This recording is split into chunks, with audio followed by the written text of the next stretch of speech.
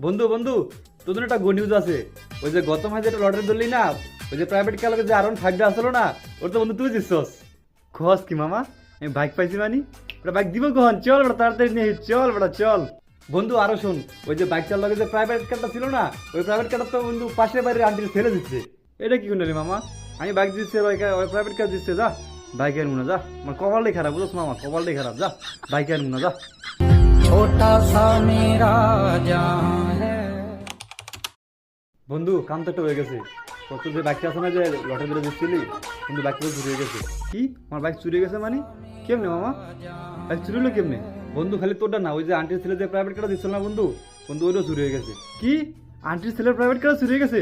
কস কি মামা, চ আজকে পার্টি দিম, চল। আমারটা গেছে গেছে, ওটা তো গেছে, আমার প্রাইভেট কার গেছে তো।